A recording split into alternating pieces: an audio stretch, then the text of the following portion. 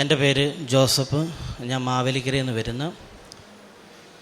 ഞാൻ 15 വർഷമായിട്ട് വിദേശത്താണ് ജോലി ചെയ്യുന്നത്. ഇപ്പോൾ ലാസ്റ്റ് ഞാൻ ജോലി ചെയ്തത് സൗദിയിലാണ്. ജൂൺ മാസം 10-ാം തീയതി നാട്ടിൽ എൻ്റെ വിസ റിന്യൂവലിൻ്റെ കാര്യമായിട്ട് വന്നതാണ്.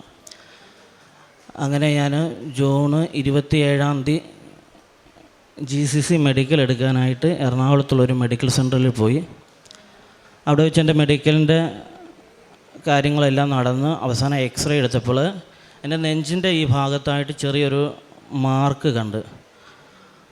അപ്പോൾ അവർക്ക് സംശയം തോന്നിയിട്ട് അവർ പറഞ്ഞു CT സ്കാൻ ചെയ്തണം, അപ്പോൾ അതിൽ കുറച്ചുകൂടെ ഡീറ്റെയിൽ ആയിട്ട് അറിയാമെന്ന് പറഞ്ഞു.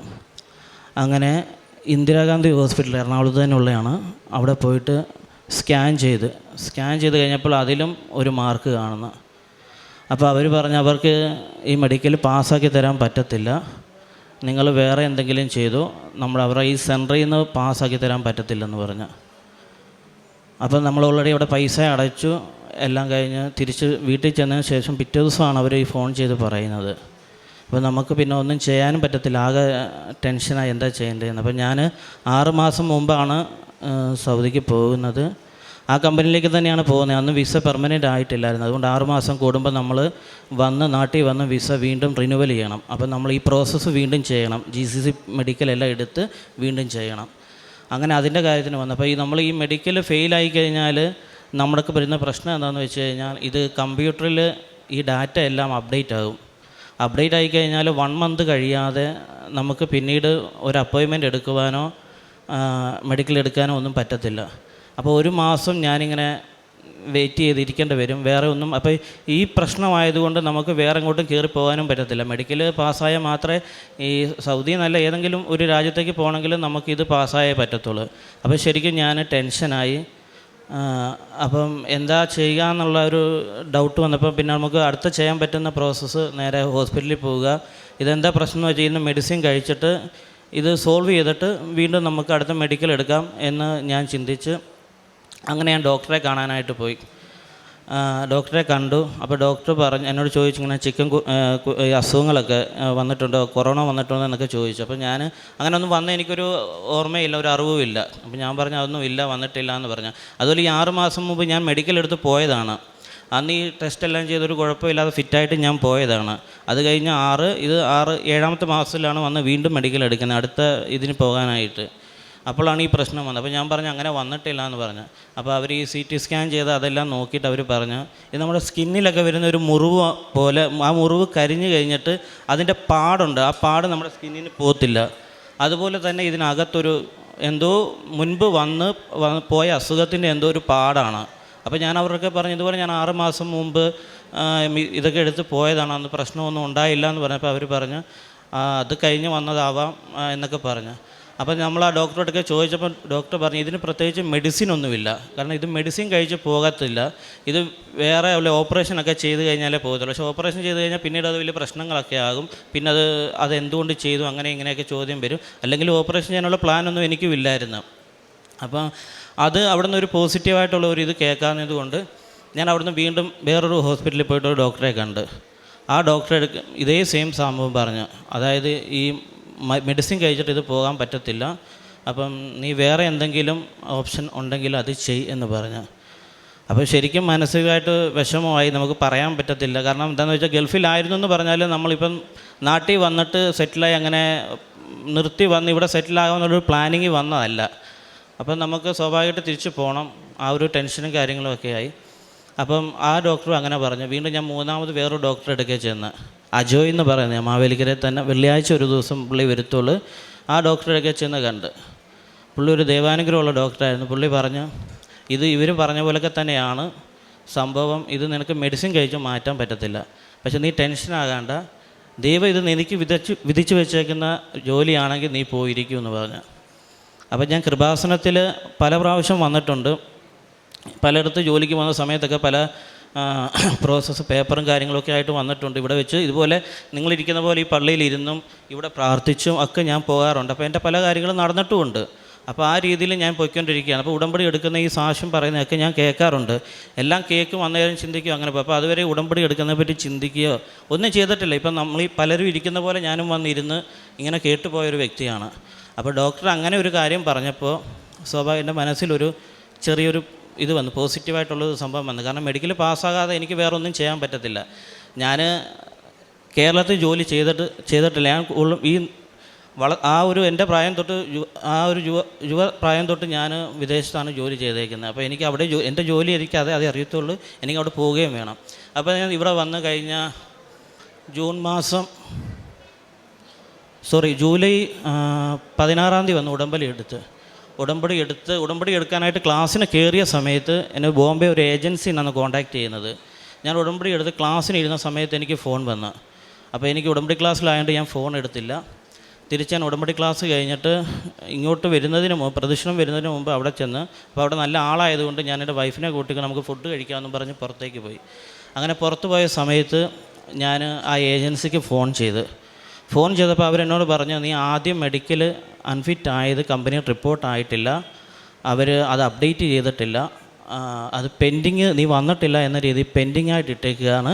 അതുകൊണ്ട് നമുക്ക് പുതിയ മെഡിക്കലിന് അപ്പോയിൻമെൻറ്റ് എടുക്കാൻ പറ്റും, പക്ഷേ ഒരു 1 മന്ത് കഴിയണമെന്ന് പറഞ്ഞ്. അത് ഞാൻ ഉടമ്പടിക്ക് വന്ന് ക്ലാസ് അറ്റൻഡ് ചെയ്യുന്ന സമയത്ത് എനിക്ക് വന്ന കോളാണ്. അപ്പം തന്നെ മനസ്സിലൊരു പുതിയൊരു വെളിച്ചം വന്ന്, ഒരു ഇതൊക്കെ വന്ന്, അങ്ങനെയാണ് ഫുഡ് കഴിച്ച് തിരിച്ചിവിടെ വന്ന് ഉടമ്പടി എടുത്ത് തിരിച്ചു പോയി.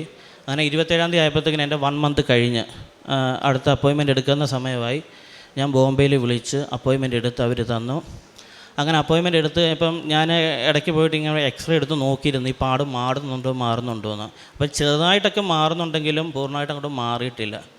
അപ്പോൾ പലരോടും ചോദിച്ചു, പല കാര്യങ്ങളും മെഡിക്കൽ ഫെയിലായി ഒത്തിരി പേര് എൻ്റെ പറഞ്ഞ് ഇത് മാറത്തില്ല. എനിക്ക് കുറേ കൂട്ടുകാരൊക്കെ ഉണ്ട്, അവരൊക്കെ എന്നോട് പറഞ്ഞ്, ഞാൻ വിളിച്ച് അന്വേഷിച്ചിടത്തുനിന്ന് എല്ലാം പറഞ്ഞ് ഇതൊരിക്കലും മാറാൻ ചാൻസ് ഇല്ല, ഞാനും ഇതുപോലെ വന്ന് പെട്ട് കിടക്കുക. 5, 6, 7 വട്ടം മെഡിക്കൽ പോയിട്ട് ഫെയിലായി വന്നവരും ഉണ്ട് എൻ്റെ കൂട്ടുകാർ. അവരുമൊക്കെ പറഞ്ഞ് ഇതൊരിക്കലും നടക്കുകയല്ല, നമ്മളെ ഇവന്മാർ പൈസ വാങ്ങിക്കാനായിട്ടിട്ട് കളിപ്പിക്കുകയാണ്, അത് നടക്കുകയില്ല എന്ന് പറഞ്ഞ്. ഞാനപ്പോൾ അവരോടൊക്കെ പറഞ്ഞ് നിങ്ങൾ പോയിട്ട് പ്രാർത്ഥിക്കുക എന്നൊക്കെ പറഞ്ഞ് അതിനായിട്ട് പ്രാർത്ഥിക്കുക. അപ്പോൾ അതുവരെ എനിക്ക് പ്രാർത്ഥിച്ച ഇത് മെഡിക്കൽ ഫെയിലായ എല്ലാവർക്കും വേണ്ടി പ്രാർത്ഥിക്കാൻ തുടങ്ങി. ദൈവം ഇതുപോലെ ഫെയിലായ എല്ലാവർക്കും വേണ്ടി പ്രാർത്ഥിച്ച് അങ്ങനെ ഞാൻ ഈ ആഗസ്റ്റ് 2 തീയതി 27 അപ്പോയിൻമെൻറ്റ് എടുത്തിട്ട് ആഗസ്റ്റ് 2 ഞാൻ കോഴിക്കോട് സെൻറ്ററാക്കിയിട്ട് അവിടെ പോയി മെഡിക്കൽ എടുത്തു. അത് ട്രെയിനിലാണ് പോകുന്നത്. ട്രെയിനിൽ പോകുന്ന സമയത്ത് മൊത്തം ജപമാല ചൊല്ലി. അപ്പോൾ ഞാൻ നൈറ്റിലാണ് ട്രെയിനിൽ കയറുന്നത്, പിറ്റേ ദിവസം രാവിലെ നമ്മുടെ പ്രഭാത പ്രാർത്ഥന ചെല്ലുകയും വേണം. അങ്ങനെ ഞാൻ പോയി മെഡിക്കൽ എടുക്കാനായിട്ട് നിന്ന് അവിടെ മെഡിക്കൽ എടുത്തു. അപ്പോൾ ഈ എക്സ്റേ വന്നപ്പോഴത്തേക്കിന് എനിക്ക് ഈ കൂട്ടുകാർ പറഞ്ഞതും ഡോക്ടർമാർ പറഞ്ഞതൊക്കെ എൻ്റെ മനസ്സിലുണ്ട്. ഇത് കാരണം ഇതൊരിക്കലും അതങ്ങനെ ഒരു പാടാണ്, മാറത്തില്ല എന്ന് പറഞ്ഞതുകൊണ്ട് എനിക്ക് നല്ല ടെൻഷൻ ഉണ്ടായിരുന്നു. അപ്പോൾ എൻ്റെ ഈ ഒരു കയ്യിൽ ഷർട്ട് ഊരാൻ പറഞ്ഞ സമയത്ത് തന്നെ ഞാൻ ഈ ജപമാല എടുത്ത് ഈ അടുത്ത കയ്യിലും വെച്ച് വലത്തെ കയ്യിൽ നമ്മുടെ ഇവിടുന്ന് തന്ന നമ്മുടെ കാശുരൂപം എടുത്ത് പിടിച്ച്, അതുപോലെ തന്നെ ഞാൻ മെഡിക്കൽ എടുക്കുന്നതിന് തൊട്ട് മുമ്പായിട്ട് ഷർട്ട് ഊരുന്നതിന് മുമ്പ് ഞാൻ ടോയ്ലറ്റിൽ പോയിട്ട് അവിടെ വെച്ചിട്ട് ഞാൻ ഷർട്ട് ഊരിയിട്ട് നമ്മുടെ തൈലം എടുത്ത് നെഞ്ചത്ത് ഈ പാട് വന്നെടുത്ത് പുരട്ടി. അത് ഞാൻ നല്ല വിശ്വാസപൂർവ്വം നന്മ നിറഞ്ഞ മറിയമേ, അത് ചെല്ലുന്ന എക്സ്റേക്ക് കയറ്റിയ സമയത്ത് നന്മ നിറഞ്ഞ മറിയമേ ചെല്ലി അവരെടുത്തു, എക്സ്റേ എടുത്തു. അത് കഴിഞ്ഞിട്ട് ഞാൻ അവിടെ വെയിറ്റ് ചെയ്തു കോഴിക്കോട്. ഉച്ചയ്ക്ക് ശേഷം 4 മണിക്കാണ് റിപ്പോർട്ട് വരുന്നത്. അതായത് ഞാനാണ് രാവിലെ അവിടെ ചെന്നത്. കോഴിക്കോട് ദൂരെ കൂടുതലായതുകൊണ്ട് ഞാൻ രാവിലെ വെളുപ്പിനെ അവിടെ ചെന്നിരുന്നത്. അത് കഴിഞ്ഞ് ഏകദേശം ഒരു 4-5 മണിക്കൂർ കൂടുതൽ അവിടെ ഞാൻ വെയിറ്റ് ചെയ്യേണ്ടി വന്നു.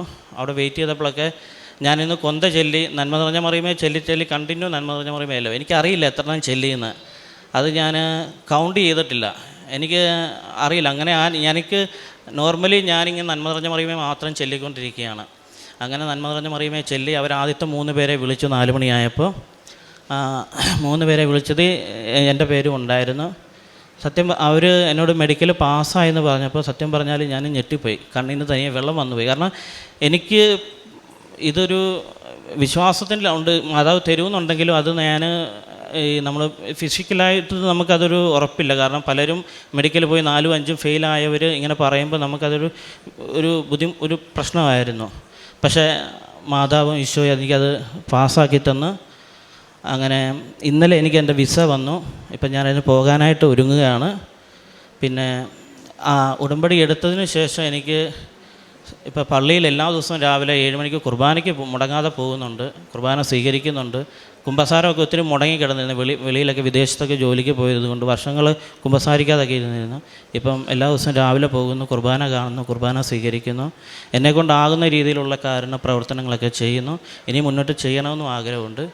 ഈശോയ്ക്കും അമ്മ മാതാവിനും ആയിരം ആയിരം നന്ദി സ്തുതി. സ്നേഹം നിറഞ്ഞവരെ, നമ്മളോട് തൻ്റെ ഉടമ്പടി ജീവിത സാക്ഷ്യം ഇപ്പോൾ പങ്കുവച്ചത് ജോസഫ് പീറ്റർ എന്ന സഹോദരനാണ്.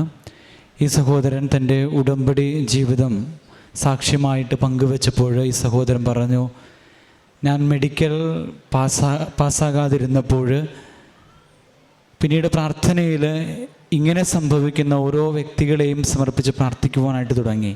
ആരൊക്കെ ഈ ഒരു അവസ്ഥയിലായിരിക്കുന്നു അവർക്കൊക്കെ വേണ്ടിയിട്ട് പ്രാർത്ഥിക്കുവാനായിട്ട് തുടങ്ങി എന്ന് ഈ സഹോദരൻ തൻ്റെ ഉടമ്പടി ജീവിത സാക്ഷ്യത്തിൽ പങ്കുവയ്ക്കുന്നതായിട്ട് നമ്മൾ കേട്ടു.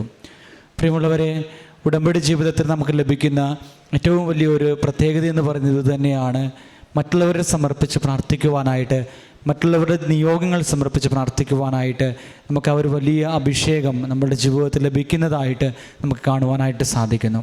പ്രിയമുള്ളവരെ, പ്രാർത്ഥനയിൽ കൂടുതൽ തീക്ഷ്ണതയോടുകൂടി നമുക്ക് മുന്നോട്ട് പോകുവാനും നമ്മുടെ ഉടമ്പടി ജീവിതം അതിൻ്റെ പൂർണ്ണതയിലും വിശുദ്ധിയിലും ജീവിക്കുവാനുമായിട്ടും ഈ സഹോദരൻ്റെ സാക്ഷ്യം നമുക്ക് ഇടയാകട്ടെ എന്ന് പ്രാർത്ഥിക്കുകയാണ്. ഈ സഹോദരൻ്റെ മെഡിക്കൽ എങ്ങനെയാണ് പാസ്സായതെന്ന് ഈ സഹോദരൻ പറഞ്ഞു. നേർച്ച വസ്തുക്കൾ ഉപയോഗിച്ച് പ്രാർത്ഥിച്ചു. അതുപോലെ തന്നെ ആത്മീയമായിട്ടുള്ള ജീവിതത്തിൽ ഉടമ്പടിയിലേക്ക് കടന്നു വന്നപ്പോൾ വലിയ രീതിയിൽ വളർച്ച ഉണ്ടാകുവാനായിട്ട് സാധിച്ചു എന്ന് ഈ സഹോദരൻ പറഞ്ഞു. അസാധ്യമായ കാര്യങ്ങൾ ദൈവത്തിൻ്റെ സന്നിധിയിൽ സമർപ്പിക്കുമ്പോൾ സാധ്യമാണ് എന്നുള്ള വലിയ ബോധ്യത്തിലേക്ക് ഈ സഹോദരന് കടന്നു വരുവാനായിട്ട് സാധിച്ചു. ഈ സഹോദരനെയും ഇവരുടെ കുടുംബത്തെയും ഓർത്തുകൊണ്ട് ദൈവതിരുനാമത്തെ മഹത്വപ്പെടുത്തി ഇരുകരങ്ങളും അടിച്ച് പരിശുദ്ധ അമ്മയ്ക്കും തിരുക്കുമാരനും നമുക്ക് നന്ദി പറയാം. അത്യപൂർവ ദൈവാനുഭവങ്ങൾ ഇനി നിങ്ങൾക്കും സ്വന്തം.